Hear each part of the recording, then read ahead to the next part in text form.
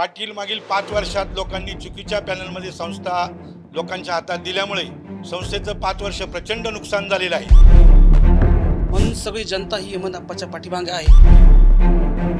सगळं श्रेय त्यांना जातं असं आमचं म्हणणं आहे। म्हणजे आज संस्थेला हेमंतप्पा दात्रक सारख्या माणसाची गरज आहे की हेमंतप्पाच या संस्थेला पुढे नेऊ शकतात। संपूर्ण पॅनल हा विजय होणार आहे। 100% ही काळ्या दगडावरची सफेद रेघ आज असा पॅनल आहे, त्याच्यामुळे ह्या पॅनलला आपल्याला निवडून द्यावेच लागेल।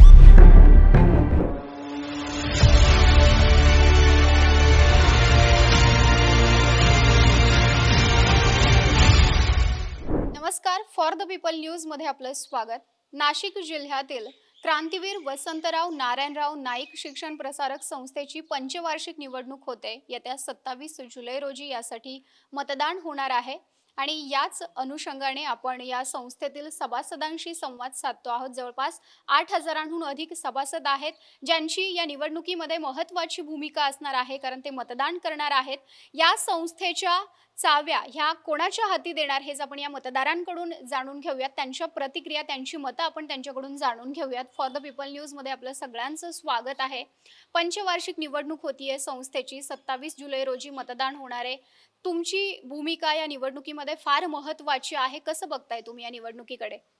क्रांतीवीर वसंतराव नारायणराव शिक्षण संस्थेची ही जी पंचवार्षिक निवडणूक होत आहे, या निवडणुकीमध्ये मी समाज बांधव, सर्व नात्यागोत्यातील सर्व लोकांना असं निवेदन करतो की संस्थेच्या निवडणुकीमध्ये जरी 3-4 पॅनल होत असले तरी संस्थेचं हित आणि UGCच्या गाईडलाईनप्रमाणे संस्था पुढे चालवण्यासाठी सक्षम लोक हे संस्थेत आले पाहिजे। ते उच्चविभूषित पाहिजे, त्यांच्या डोक्यामध्ये विजन पाहिजे।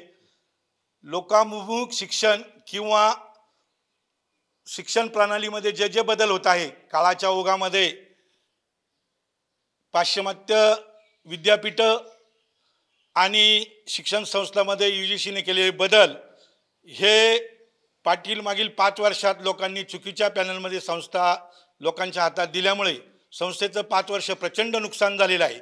आणि याही वेळी राजकारण न करता, समाजकारण न करता संस्था वाचली पाहिजे। या शिक्षण संस्थेने नामदार TS दिघोळे, NM आव्हाड यांच्यासारखे जुन्या काळात, ज्या काळी राहण्याची किंवा नाशिकमध्ये ज्यांना ऐपत नव्हती शिक्षणाची, वंजारी बोर्डिंग आणि डोंगरे विद्यार्थीगृह असताना समाजाने, समाजदुर्जनांनी त्यावेळी ती संस्था काढली आणि ते अनेक उद्योजक, अनेक लोक तयार झाले। परंतु आजच्या निवडणुकीमध्ये मी लोकांना असं आव्हान करतो की या संस्थेच्या अध्यक्षपदासाठी उभे राहिलेले तानाजी जावळे हे ॲडव्होकेट आहेत आणि आजपर्यंत त्यांचं समाजकारण बघता अनेक संस्था वाचवण्याचा त्यांनी प्रयत्न केला आहे आणि संस्थेला ते एका उच्च शिखरावर नेण्यासाठी मदत करतील। भारत दुनिया का सबसे बड़ा लोकतंत्र और NLC भारत देश का सबसे बड़ा गैर राजनीतिक मंच। शक्तिशाली लोकतंत्र के लिए राहुल कराट का सार्थक कदम। मुंबई में हुआ ऐतिहासिक प्रथम राष्ट्रीय विधायक सम्मेलन।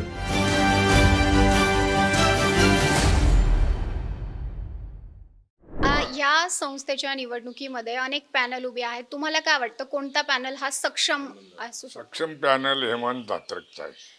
बरं, असं का वाटतं, कारण काय? असं का, संस्था त्यांनीच जपावली, त्यांनीच जोपासली। ते सोडून पर्यायाने वडिलांपासून 100 वर्षापूर्वी संस्था ओपन करेल, ही सगळं श्रेय त्यांना जातं असं आमचं म्हणणं आहे। बरं, तुमचं काय मत? काही नाही, हेमंतप्पाचाच पॅनल निवडून आला पाहिजे आणि त्यांनाच सगळ्यांनी मतदान भरघोस मतांनी विजयी करा, कारण ते चांगले, हुशार आहे आणि त्यांचा अनुभव पण चांगला आहे। हेमंतप्पा असो, तानाजी आप्पा असो, गीते साहेब असो, चांगलं आहे, त्यांचं काम चांगलं आहे आणि संस्थेला ते वरपर्यंत नेतील अशी अपेक्षा आहे आम्हाला। आपण बघतोय की सध्या सगळे नवनवीन शैक्षणिक बदल होत आहेत, मग ज्या नवनवीन धोरणांनुसार जे शैक्षणिक बदल होत आहेत तर ती आव्हानं पेलण्याची ताकद कोणामध्ये, ती आणि आव्हानं हा पॅनल आहे तो पेलू शकतो का, काय वाटतं तुम्हाला? ज्यावेळी 2017-18 मध्ये नाईक संस्थेचं इलेक्शन झालं, त्यावेळेस पंढरीनाथ थोरे आणि हेमंतप्पा दात्रक यांचं वेगळं पॅनल होतं। त्यावेळेस जनतेने एकमताने सुद्धा हेमंतप्पाला निवडून दिलं, म्हणून यावेळेस हेमंतप्पांचा पॅनल पूर्णपणे विजय होणार आहे। कारण हेमंतप्पाचं काम हे संपूर्ण नाशिक जिल्ह्यात महाराष्ट्र सगळ्यांना माहिती आहे. त्याला मागे दोन महिने झाले त्यावेळेस त्यांना पुरस्कार भेटला. म्हणून सगळी जनता ही हेमंत आप्पाच्या पाठीमागे आहे. म्हणून यावेळेस हेमंत आप्पाचा संपूर्ण पॅनल हा विजय होणार आहे. 100% ही काळ्या दगडावरची सफेद रेघ आहे. मी व्ही.एन. नाईकचा सभासद असून मुलाखतीमध्ये माझं एकच विचार मांडण्याचा विचार आहे का व्ही.एन. नाईकमध्ये अनेक विद्यार्थी शिकतात आणि आम्ही लोक सगळे सभासदांना अध्यक्ष उपाध्यक्ष सरचिटणीसला निवडून देतो. पण गेल्या 2-3 टर्मपासून एकतर्फे अध्यक्ष निर्णय घेत असतात.